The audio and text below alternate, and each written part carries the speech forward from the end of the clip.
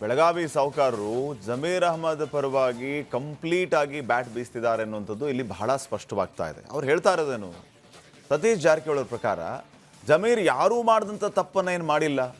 ಸ್ವಲ್ಪ ಇತಿಹಾಸವನ್ನು ನೋಡಿದಾಗ ನಮ್ಮ ಪಾರ್ಟಿಯಲ್ಲಿಯೇ ಪಕ್ಷದ ವಿರುದ್ಧವಾಗಿ ಕೆಲಸ ಮಾಡಿದವರಿದ್ದಾರೆ. ಈಗಲೂ ಕೂಡ ಹಲವರನ್ನ ಪಕ್ಷದಲ್ಲೇ ಇದ್ಕೊಂಡು ವಿರೋಧಿಸುವ ಗುಂಪು ಇದೆ. ಜಮೀರ್ ಅಹಮದ್ ಏನು ಮಹಾ ತಪ್ಪನ್ನು ಮಾಡಿಬಿಟ್ಟಿದ್ದಾರೆ. ಇದೇ ತಪ್ಪು ಹಿಂದೆ ಮಾಡಿದ್ದಕ್ಕೆ ಸಾಕ್ಷಿಯೂ ಇದೆಯಲ್ಲ, ಆ ತಪ್ಪಿನ ಅನುಗುಣ ಅವರಿಗೆ ಯಾವ ರೀತಿಯ ಕ್ರಮ ತಗೊಂಡ್ರಿ, ಹಿಂದೆ ಈ ತಪ್ಪು ಮಾಡಿದ್ಯಾರು ಅಂತಾನೂ ಕೂಡ ಹೇಳಿದ್ರಲ್ಲ.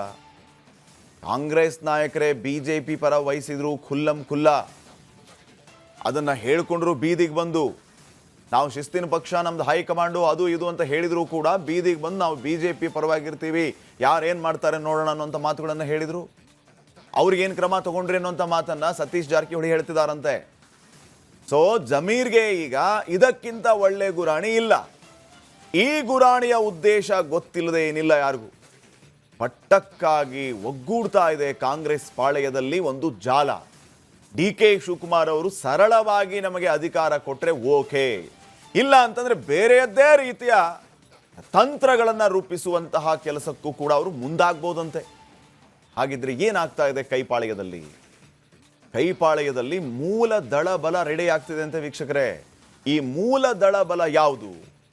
ನಿನ್ನೆ ಮೊನ್ನೆ ನೀವು ಗಮನಿಸ್ತಾ ಇದ್ರಿ, ಕುಮಾರಸ್ವಾಮಿ ಅವರು, ಈ ಮಾಗಡಿ ಬಾಲಕೃಷ್ಣ ಅವರು ಹೇಳ್ತಾ ಇದ್ರು, ಕುಮಾರಸ್ವಾಮಿ ಅವರು ಕಾಂಗ್ರೆಸ್ನ ಒಂದು 14 ಜನ MLA-ಗಳಿಗೆ ಫೋನ್ ಮಾಡಿದಾರಂತೆ, ನಮ್ಮ ಕ್ಯಾಂಡಿಡೇಟ್ನನ್ನ ನೀವು ಬೆಂಬಲಿಸಬೇಕು ಅಂತ. ಇದರ ಜೊತೆಗೆ ಇನ್ನೂ ಒಂದು ಹೆಜ್ಜೆ ಮುಂದೆ ಹೋಗಿ ಮೂಲ JDS-ನವರು ಯಾರೆಲ್ಲ ಕಾಂಗ್ರೆಸ್ಗೆ ಹೋಗಿದ್ದಾರೆ, ಕಾಂಗ್ರೆಸ್ನಲ್ಲಿ ಇದ್ದಾರೆ ಸದ್ಯಕ್ಕೆ, ಅವ್ರಿಗೆ ಮತ್ತೆ ಗಾಳ ಹಾಕುವಂತ ಕೆಲಸ ಆಗ್ತಾ ಇದೆ.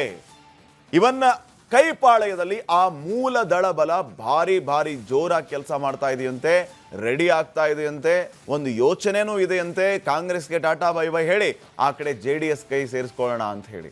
ಇದು ಸಾಧ್ಯನಾ ಅನ್ನುವಂಥ ಪ್ರಶ್ನೆ ಇದೆ. ಈ ಬಗ್ಗೆ ಇನ್ನಷ್ಟು ವಿಚಾರಗಳನ್ನು ತಿಳಿಸ್ತಾರೆ. ಒಳನೋಟದ ಒಳ ಪಾತಾಳಿಯನ್ನು ತಿಳಿಸ್ಕೊಡೋದಕ್ಕೆ ನನ್ನ ಕೊಲೀಗ ನನ್ನ ಜೊತೆಗೆ ನೇರ ಸಂಪರ್ಕದಲ್ಲಿದ್ದಾರೆ ವೀರೇಂದ್ರ. ಜಮೀರ್ ಅಹಮದ್ ಅವರು ಕೂಡ JDS ಮೂಲದವರು. ಜಾರಕಿಹೊಳಿ ಅವರು ಜಮೀರ್ ಪರವಾಗಿ ಈಗ ಕಾಂಗ್ರೆಸ್ನಲ್ಲಿ ಬ್ಯಾಟ್ ಮಾಡ್ತಾ ಇದ್ದಾರೆ. ಯಾರು ಮಾಡಿ ತಪ್ಪೇನು ಮಾಡಿಲ್ಲ ಜಮೀರ್ ಅವರು. ಈ ಹಿಂದೆಯೂ ಕೂಡ ಹಲವರು ಮಾಡಿದ್ದಾರೆ ತಪ್ಪನ್ನು. ಸೊ ಆ ತಪ್ಪಿನ ಗುರಾಣಿಯನ್ನು ಹಿಡ್ಕೊಂಡು ಈ ಸಮಯ ಬಿಟ್ಟರೆ ಬೇರೆ ಯಾವಾಗಲೂ ಇಲ್ಲ ಅನ್ನೋ ರೀತಿಯಲ್ಲಿ ಜಮೀರ್ ಅಹಮದ್ ಅವರನ್ನ ಮತ್ತೆ ಮಿನಿಸ್ಟರ್ ಮಾಡಲೇಬೇಕು.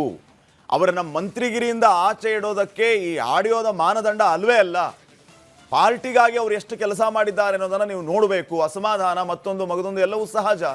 ಈಗ ಎಲ್ಲವೂ ಕೂಡ ತಿಳಿಯಾಗಿದೆ. ತಪ್ಪನ್ನ ಪಕ್ಕಕ್ಕಿಟ್ಟು ಅವರಿಗೆ ಮಂತ್ರಿ ಭಾಗ್ಯವನ್ನು ಕರುಣಿಸಿ ಅನ್ನೋ ರೀತಿಯಲ್ಲಿ ಮಾತಾಡ್ತಾ ಇದ್ದಾರೆ. ಜಮೀರ್ ಅಹಮದ್ ಅವರಿಗೆ ಮಂತ್ರಿ ಭಾಗ್ಯವನ್ನು ಕೊಡಿಸಲೇಬಾರದು ಅನ್ನೋದಕ್ಕೆ ಏನು ಬಣಗಳು ಯಾವ ರೀತಿ ಪ್ರಯತ್ನಗಳನ್ನು ಮಾಡ್ತಾ ಇವೆ ಅನ್ನೋದ್ರ ಬಗ್ಗೆ ಚರ್ಚೆಯನ್ನು ಮಾಡಿದಾಗ ಹಲವರ ಹೆಸರುಗಳು ಬರ್ತಾ ಇದೆ. ಸೊ ಒಳನೋಟ ಏನು ಹೇಳುತ್ತೆ ಅಂತ. ಶ್ರೀಪಾದ್, ನಮ್ಮ ಗೋವಿಂದಣ್ಣ ಬೆಳಗಾವಿ ಕಡೆ ಹೋಗಿದ್ರು. ಆ ಬೆಳಗಾವಿಯ ಬಲ್ಲ ಮೂಲಗಳು ಈಗ ಹೇಳ್ತಾ ಇರೋದೇನಪ್ಪ ಅಂದರೆ, ಈಗ ಸತೀಶ್ ಜಾರಕಿಹೊಳಿ ಅವ್ರು ಹೇಳಿದ್ದಾರೆ, ಏನಂತಿದ್ದಾರೆ, ಜಮೀರ್ ಅಹಮದ್ ಖಾನ್ ಯಾರೂ ಮಾಡದೇ ಇರೋ ತಪ್ಪೇನು ಮಾಡಿಲ್ಲ. ನನಗೆ ಯೋಚನೆ ಬಂತು, ಈ ಯಾರೂ ಮಾಡದೇ ಇರೋ ತಪ್ಪು ಅಂದರೆ ಯಾವುದಿದು? ಈಗ ಯಾವ ತಪ್ಪಾದರೂ ಮಾಡಿ ನೀವು ಕಡೆಗೆ ನಾನೇನು ಯಾರೂ ಮಾಡದೇ ಇರೋ ತಪ್ಪು ಮಾಡಿಲ್ಲ ಅಂದರೆ ಮುಗಿದೋಯ್ತಲ್ಲ ಕತೆ. ಮತ್ತು ಅವರು ಅಷ್ಟಕ್ಕೆ ನಾವು ಹಿಂಗೆ ಕ್ವಶನ್ ಮಾಡ್ತೀವಿ ಅಂತಲೇ ಅವ್ರು ಇನ್ನೂ ಒಂದು ಉದಾಹರಣೆ ಬೇರೆ ಕೊಟ್ಬಿಟ್ಟಿದ್ದಾರೆ. ಈ ತಪ್ಪನ್ನು ಹಿಂದೆಯೂ ಕೂಡ ಕಾಂಗ್ರೆಸ್ ಪಕ್ಷದ ಹಿರಿಯ ನಾಯಕರೇ ಮಾಡಿದ್ದಾರೆ ಅಂತಲೂ ಹೇಳಿದ್ದಾರೆ ಅವರು. ಅದನ್ನು ಕೇಳ್ಕೊಂಡ್ವಿ ನಾವು ಬೆಳಗಾವಿ ಬಲ್ಲ ಮೂಲಗಳಲ್ಲಿ. ಏನಪ್ಪ ಅದು, ಹಿಂದೆ ಕಾಂಗ್ರೆಸ್ ನಾಯಕರೇ ಯಾರೋ ಮಾಡಿದಾರಂತಲ್ಲ ಈ ತಪ್ಪನ್ನು, ಯಾವುದು ಅಂದರೆ ಅವ್ರು ಶಿವಮೊಗ್ಗದ ಕಡೆ ಕೈ ತೋರಿಸಿದ್ರು, ದಾವಣಗೆರೆ ಕಡೆ ಕೈ ತೋರಿಸಿದ್ರು.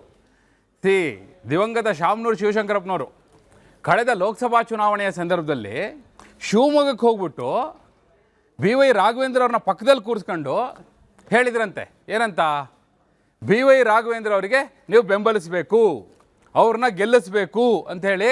ಇದೇನು ಎಲ್ಲ ಮೀಡಿಯಾಗಳನ್ನ ಎದುರುಗಡೆ ನಿಲ್ಲಿಸ್ಕೊಂಡು ಕ್ಯಾಮ್ರಾ ಎದುರುಗಡೆ ಆನ್ ರೆಕಾರ್ಡ್ ಹೇಳಿದ ಮಾತು. ಎಲ್ಲೋ ನಮ್ಮ ಗೋವಿಂದಣ್ಣ ಹೇಳೋ ಗುಸುಗುಸು ಅಲ್ಲ ಇದು. ಇದು ಡೈರೆಕ್ಟ್ ಆನ್ ರೆಕಾರ್ಡ್, ಯಾವುದು ಆಫ್ ದ ರೆಕಾರ್ಡ್ ಮಾಹಿತಿ ಅಲ್ಲ. ಹಾಗೆ ಅವತ್ತು ಶಾಮನೂರು ಶಿವಶಂಕರಪ್ಪನವರು ಯಡಿಯೂರಪ್ಪನವರ ಪುತ್ರ ರಾಘವೇಂದ್ರ ಅವ್ರು ಗೆಲ್ಲಬೇಕು, ಅದು ಚುನಾವಣೆ ಟೈಮಲ್ಲಿ ಹೇಳಿದ್ರು ಕೂಡ ಏನು ಆ್ಯಕ್ಷನ್ ತಗೊಂಡಿಲ್ಲ. ಈಗ ಜಮೀರ್ ಅವ್ರ ಮೇಲೆ ಯಾಕೆ ಈಗ ಯಾಕೆ ಆಕ್ಷನ್ ಆಗಬೇಕು, ಈಗ ಯಾಕೆ ಅವರಿಗೆ ಮಂತ್ರಿ ಪದವಿ ತಪ್ಪು ಹೋಗ್ಬೇಕು, ಇದನ್ನು ಕೇಳ್ತಾ ಇದ್ದಾರೆ ಅವರು. ಅಂದರೆ ಗುರಾಣಿ ಹೆಂಗಿದೆ ನೋಡಿ ಅವ್ರದ್ದು, ಎಷ್ಟು ಬಲವಾದ ಗುರಾಣಿ ಇಟ್ಕೊಂಡಿದ್ದಾರೆ ನೋಡಿ. ಬಹುಶಃ ಈ ರೀತಿ ರಾಜಕಾರಣದಲ್ಲಿ ಶ್ರೀಪಾದ್ ಯಾರೂ ಮಾಡಿರೋ ತಪ್ಪು ಮಾಡಿಲ್ಲ ಅಂಥೇಳಿ ಯಾರು ಬೇಕಾದ್ರೂ ಹೇಳ್ಬೋದು. ಈಗ ನಾನೇನೋ ಒಂದು ತಪ್ಪು ಮಾಡಿಬಿಡೋದು, ಹೋಗ್ಬಿಟ್ಟು ಯಾರೂ ಮಾಡಿದ ತಪ್ಪು ನಾನು ಮಾಡಿಲ್ಲ, ಹಿಂದೆ ಎಲ್ಲ ಮಾಡಿರೋ ತಪ್ಪೇ ಮಾಡಿದ್ದೀನಿ ಅಂದರೆ ಬಿಡ್ತಾರಾ? ಕೊಟ್ಟು ಕಳಿಸ್ತಾರೆ, ಹೌದಲ್ಲ? ಹಾಗೆ ಇಲ್ಲಿ ರಾಜಕಾರಣದಲ್ಲಿ ಹಂಗಾಗಲ್ಲ. ರಾಜಕಾರಣದಲ್ಲಿ ಯಾರೂ ಮಾಡಿದ ತಪ್ಪು ಮಾಡಿಲ್ಲ ಅಂದ್ಕೊಂಡ್ರೆ ಇಲ್ಲಿ ಬಚಾವ್ ಆಗ್ಬೋದು ಅನ್ನೋ ಲೆಕ್ಕಾಚಾರದಲ್ಲಿ ಈಗ ಸತೀಶ್ ಜಾರಕಿಹೊಳಿ ಅವರು ಈ ಒಂದು ಅಸ್ತ್ರ ಪ್ರಯೋಗ ಮಾಡಿದ್ದಾರೆ. ಇನ್ನೂ ಒಂದಿದೆ ಇದರಲ್ಲಿ, ನೀವು ಹೇಳಿದ್ರಿ ಏನು, ಮೂಲದಳ ಬಲ. ಈಗ ಸತೀಶ್ ಜಾರಕಿಹೊಳಿ ಅವ್ರು ಮೊದಲಿದ್ದಿದ್ದೆಲ್ಲಿ, JDS-ಅಲ್ಲಿ. ಜಮೀರ್ ಅಹಮದ್ ಖಾನ್ ಅವ್ರು ಇದ್ದಿದ್ದೆಲ್ಲಿ, JDS-ಅಲ್ಲಿ. ರಾಜಣ್ಣ ಇದ್ದಿದ್ದೆಲ್ಲಿ, ಬೇಡ ಸಿದ್ದರಾಮಯ್ಯನವ್ರು ಇದ್ದಿದ್ದೆಲ್ಲಿ. ಸೊ ಏನಾಗ್ತಾ ಇದೆ ಅಂತಂದರೆ ಇದು ವಿಧಾನಸೌಧದ 3ನೇ ಮಹಡಿಯ ಮೂಲ ಇದು. ಸೊ ಈಗ ಯಾರು ಮುಖ್ಯಮಂತ್ರಿ ಆಗಿದಾರಲ್ಲ ಅವರ ವಿರುದ್ಧ ಈಗ ನೋಡ್ತಾ ಇದ್ದಾರಂತೆ ಅವ್ರು ಹೆಂಗೆ ಹೋಗ್ತಾರೆ, ಯಾವ ದಿಕ್ಕು ಹಿಡಿತಾರೆ, ಉತ್ತರ ದಿಕ್ಕಲ್ಲೇ ಹೋಗ್ತಾರೋ ಅಥವಾ ಉತ್ತರ ದಿಕ್ಕಲ್ಲಿ ಹೋಗಿ ಮತ್ತು ಬೇರೆ ಬೇರೆ ದಿಕ್ಕನ್ನು ಅವರು ನೈಋತ್ಯ, ಆಗ್ನೇಯ, ವಾಯುವ್ಯ ಎಲ್ಲವನ್ನೂ ಸುತ್ತಿ ಬಳಸಿ ಬರ್ತಾರೋ ಅಂತೆಲ್ಲ ನೋಡ್ತಾ ಇದ್ದಾರಂತೆ.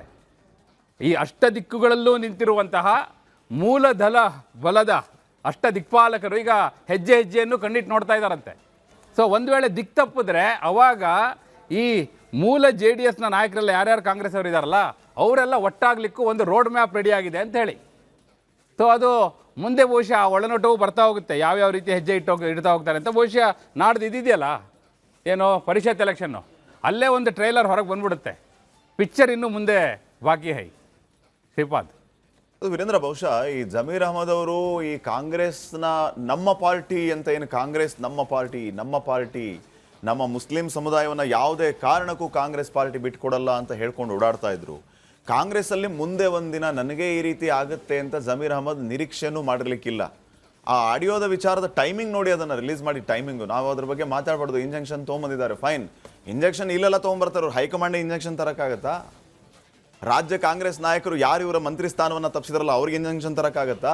ಇಲ್ಲೆಲ್ಲ ಮಾತಾಡೋದಕ್ಕೆ ಆಗಲ್ಲ ಅಂತ ಇಟ್ಕೊಳ್ಳಿ. ಜಮೀರ್ ಅಹಮದ್ ಅವ್ರಿಗೆ ಯಾಕೆ ಮಂತ್ರಿ ಸ್ಥಾನ ತಪ್ಪಿತು ಎಲ್ಲರಿಗೂ ಗೊತ್ತಿರುವಂಥ ವಿಚಾರ. ಅದ್ರ ಬಗ್ಗೆ ಅವ್ರು ಚರ್ಚೆ ಮಾಡ್ತಾರೆ, ಈ ಕಾರಣಗಳಿಂದ ತಪ್ಪಿದೆ, ಈ ಕಾರಣಗಳಿಂದ ಅವ್ರು ಕೊಡೋದು ಬೇಡ, ಪಕ್ಷ ವಿರೋಧಿ ಚಟುವಟಿಕೆ ಮತ್ತೊಂದು ಮುಗಿದೊಂದು ಅಂತ ಮಾತಾಡ್ತಾರೆ. ಇವೆಲ್ಲವನ್ನು ಮೀರಿ ಜಮೀರ್ ಅಹಮದ್ ಅವರು ಈಗ ಮಂತ್ರಿ ಸ್ಥಾನವನ್ನು ತಗೋಬಹುದಾ, ಅಥವಾ ಅದೇ ಸಮುದಾಯದಲ್ಲಿ ಕಾಂಪಿಟೇಷನ್ ಜಾಸ್ತಿಯಾಗಿ ಹೇಗೂ ಈ ಸಾರಿ ಅವರು ಮಂತ್ರಿ ಸ್ಥಾನವನ್ನು ತಪ್ಪಿಸಿದ್ದೀವಿ, without Zameer Ahmed Muslim community ಹೇಗೆ, ಕಾಂಗ್ರೆಸ್ ಪಾರ್ಟಿಯಲ್ಲಿ ನಮಗೆ ಸಾಧಕ ಬಾಧಕ ಹೇಗೆ, ಒಂದು ಕೈ ನೋಡೇ ಬೇಡ ಅನ್ನೋಂಥ ಲೆಕ್ಕಾಚಾರದಲ್ಲಿದ್ದಾರೆ ಹೇಗೆ? ಈಗ ನೀವು ಕೇಳ್ತಿದ್ರೆ ಅವ್ರು ಇಂಜೆಕ್ಷನ್ ಬಗ್ಗೆ ಹೇಳ್ತಾ ಇದ್ರೆ, ಮೊನ್ನೆ ಕರ್ನಾಟಕ ರಾಜ್ಯ ಕಾಂಗ್ರೆಸ್ನ ಉಸ್ತುವಾರಿ ಬಂದಿದ್ರು. ಸೊ ಅವ್ರು ಹರಿಯಾಣದವ್ರು. ನಮಗೆ ಹರಿಯಾಣದ ಮೂಲ ಹೇಳಿದ್ದೇನಪ್ಪ ಅಂದರೆ, ಇಲ್ಲಿ ಬಂದವರು ಜಮೀರ್ ಅವ್ರ ಹತ್ರ ಕೇಳಿದ್ರಂತೆ, ಓ ಕ್ಯಾ ಹೈ ಆಡಿಯೋ ಅಂತಿದ್ದಂಗೆ, ಓ ಇಂಜೆಕ್ಷನ್ ಹೈ ಸಾಬ್ ಅಂದ್ರಂತವ್ರು. ಇವ್ರು ಇನ್ನೂ ಕೇಳ್ತಿದ್ದಂಗೆ ಅವರಿಗೆ ಇಂಜೆಕ್ಷನ್ ಅಂದ್ಬಿಟ್ರು, ಅವರು ಮಾತಾಡಂಗಿಲ್ವಾ ಅಂತ ಇವ್ರ ಲೆಕ್ಕ. ಹಿಂಗೆ ಹೇಳ್ಬಿಟ್ರು ಅಂತೇಳಿ ಜಮೀರ್ ಅಹಮದ್ ಖಾನ್ ಅವರು. ಸೊ ಆ ಇಂಜೆಕ್ಷನ್ ಇಟ್ಕೊಂಡಿಗೆ ಎಲ್ಲ ಕಡೆ ಓಡಾಡ್ತಾ ಇದ್ದಾರೆ ನೋಡಿ. ದಿನಾ ಬೆಳಗ್ಗೆ ಎದ್ರೆ ಪ್ರತಿಭಟನೆ, ದಿನಾ ಬೆಳಗ್ಗೆ ಎದ್ರೆ ಹೋರಾಟ. ಸಿದ್ದರಾಮಯ್ಯ ಆಡಿಯೋ ಬಗ್ಗೆ ಮಾತಾಡುವಾಗ ವೀರೇಂದ್ರ, ಈಗ ಸುರ್ಜೇವಾಲಾ ಬಹುಶಃ ನನಗನ್ಸಿ ಮಟ್ಟಿಗೆ ಸುರ್ಜೇವಾಲಾ ಅವ್ರನ್ನು ಕೇಳಿದ್ದಾರೆ ಇವರು, ಸಾಬ್ ನನಗೆ ಮಂತ್ರಿ ಸ್ಥಾನ ಅಂತ ಹೇಳಿ. ಅವಾಗ ಅವ್ರು ಆಡಿಯೋ ಅಂತ ಹೇಳಿದಾಗ ಅದಕ್ಕೆ ಇಂಜೆಕ್ಷನ್ ಇದೆ, ಅದ್ರ ಬಗ್ಗೆ ನೀವು ಮಾತಾಡೋಂಗಿಲ್ಲ ಅಂತ ಅವ್ರಿಗೆ ಹೇಳಿದ್ರೆ ಅಂತ. ಅಲ್ಲ ಅಂದ್ರೆ ಮೀಡಿಯಾದಲ್ಲಿ ಬರಲ್ಲ, ಅದೇನು ಡ್ಯಾಮೇಜ್ ಆಗಲ್ಲ ಅನ್ನೋ ಅರ್ಥ. ಬಟ್ ಹೇಳಿದ್ದು ಹೆಂಗಿತ್ತು ಅಂದ್ರೆ, ಅವ್ರು ಬಾಯಿ ತೆಗಿತಿದ್ದಂಗೆ ಓ ಆಡಿಯೋ ಅಂತಿದ್ದಂಗೆ ಓ ಇಂಜೆಕ್ಷನ್ ಐ ಸಾಬ್ ಅಂದ್ರಂತೆ. ಇವ್ರು ಸುಮ್ಮನೆ ಆಗ್ಬಿಟ್ರಂತೆ, ಏನು ಹೇಳ್ತಾರೆ ಇವ್ರು ಇಂಜೆಕ್ಷನ್, ನನಗೂ ಇಂಜೆಕ್ಷನ್ ಅಂತ ಅನ್ಸ್ಬೇಕು ಅವ್ರಿಗೆ, ಆ ಲೆವೆಲ್ಗಿತ್ತು ಅಂತ ಅವರ ಆ ನೀಜರ್ಕ್ ರಿಯಾಕ್ಷನ್ನು. ಆಯಿತಾ? ಈಗ ನೋಡಿ, ದಿನಾ ಬೆಳಗ್ಗೆ ಎದ್ರೆ ಪ್ರತಿಭಟನೆ ಹೋರಾಟ ಎಲ್ಲ ನಡೀತಿದೆ ಅಂತ ನಾನು ಹೇಳ್ತಿದ್ದೆ.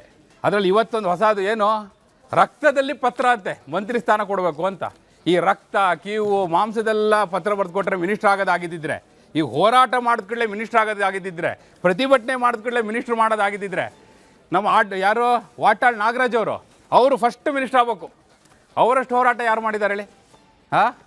ನೀವು ಬೇಕಾದ್ರೆ ಅವ್ರು ಹೋರಾಟ ಕರ್ಕೊಂಬರ್ತಿದ್ರಲ್ಲ, ಈ ಹಸು, ಕರು, ದನ, ಎತ್ತು, ಅವಕ್ಕೆಲ್ಲ ಕೇಳಿ ನೋಡಿ, ಅವು ಹೇಳ್ತವೆ ಹೌದಪ್ಪ ಇವರಷ್ಟು ಯಾರು ಹೋರಾಟ ಮಾಡಿಲ್ಲ ಅಂತೇಳಿ. ಹಿಂಗೆ ಐತೆ ಇವ್ರು ನೋಡಿ, ಇವ್ರು ದಿನಾ ಬೆಳಗ್ಗೆ ಇದ್ರೆ ಅದನ್ನೇ ಮಾಡ್ಕೊಂಡು ಓಡ್ತಿದ್ದಾರೆ. ಎಲ್ಲ ಲೀಡ್ರ್ ಮನೆಗೂ ಸುತ್ತಾಡಿದ್ದು, ಅದನ್ನು ನಾವೊಂದು ಒಳನೋಟದಲ್ಲಿ ಕೊಟ್ಟಿದ್ವಿ, ಯಾರ್ಯಾರು ಮನೆಗೆ ಓಡ್ತಾ ಇದ್ದಾರೆ ಅಂತ ಹೇಳಿ. ಬಹುಶಃ ಜಮೀರ್ ಅಹಮದ್ ಖಾನ್ ಅವ್ರು ಏನು ಮಾಡ್ಲಿಕ್ಕೆ ಹೊರಟಿದ್ದಾರೆ ಈಗ ಅಂದರೆ, ಜಮೀರ್ ಅಹಮದ್ ಖಾನ್ ಅವ್ರ ತಲ್ಲಿ ಇರೋದು ಇಷ್ಟೇ, ಈಗ ಹೆಂಗಾದರೂ ಮಿನಿಸ್ಟರ್ ಆಗಬೇಕು. ಅದು ಹೆಂಗೆ ಯಾರಿಂದ ಆಗಬೇಕು ಅಂತನಿಲ್ಲ, ಯಾರಿಂದ ಆದರೂ ಸರಿ ಮಿನಿಸ್ಟರ್ ಆಗಬೇಕು. ಅದಕ್ಕೋಸ್ಕರ ಈ ರೂಟ್ ಇಟ್ಕೊಂಡು ಹೊರಟಿದ್ದಾರೆ ಅಂತೇಳಿ. ಇದು ಅವ್ರನ್ನ ಅದೇ ದಿಕ್ಕಲ್ಲಿ ಕರ್ಕೊಂಡೋಗಿ ಮಂತ್ರಿ ಮಾಡುತ್ತೋ ಅದು ದಿಕ್ಕು ತಪ್ಪಿಸುತ್ತೆ. ಯಾಕಂದರೆ ಮೊನ್ನೆ ನೀವು ನೋಡಿದ್ರಿ, ಕುಣಿಗಲ್ ರಂಗನಾಥ್ ಅವ್ರು ಹೇಳ್ತಾ ಇದ್ರು, ಈಗ ರಾಜಣ್ಣ ಅವ್ರ ವಿಷಯನೂ ಹೇಳಿದ್ರು ಅವರು. ಜೊತೆಗೆ ಅವರೇ ಹೇಳಿದ್ದು, ಅವ್ರ ಪದ ಏನಿತ್ತು ಗೊತ್ತಾ, ಜಮೀರ್ ಅಣ್ಣ ಮಂತ್ರಿ ಆಗಬೇಕು ಅಂತೇಳಿ. ನಿಮಗೆ ಅಲ್ಲಿ ಆ ಮಾತಿನ ದಾಟಿಯಲ್ಲೇ ಗೊತ್ತಾಗ್ಬಿಡುತ್ತೆ ಜಮೀರ್ ಅಣ್ಣ ಮಂತ್ರಿ ಆಗಬೇಕು ಅಂತ. ಕುಣಿಗಲ್ ರಂಗನಾಥ್ ಅವ್ರು ಹೇಳ್ತಿದ್ದಾರೆ ಅಂದ್ರೆ, ಆ ಹೇಳೋ ದಾಟಿಯಲ್ಲೇ ಏನು ಮೆಸೇಜ್ ಕನ್ವೆ ಆಗಬೇಕು ಆಗ್ಬಿಟ್ಟಿರುತ್ತೆ ಅಂತ ಹೇಳಿ. ಆಗ್ಬೇಕು ಮಾಡ್ತೀವಿ. ಕರೆಕ್ಟ್ ಹೇಳಿದ್ರಿ ನೀವು ತುಂಬ ಚೆನ್ನಾಗಿ ಅರ್ಥ ಮಾಡ್ಕೊಂಡಿದ್ರಿ. ಆ್ಯಕ್ಚುಲಿ ಚೆನ್ನಾಗೂ ಹೇಳಿದ್ರಿ. ಇದು ಅದೇ ರೂಟಲ್ಲಿ ಹೋಗ್ತಾ ಇದೆ ಈಗ, ಹಾಗೆ ಆಗಂಗೂ ಕಾಣಿಸ್ತಾ ಇದೆ ಶ್ರೀಪಾದ್. Okay, fine.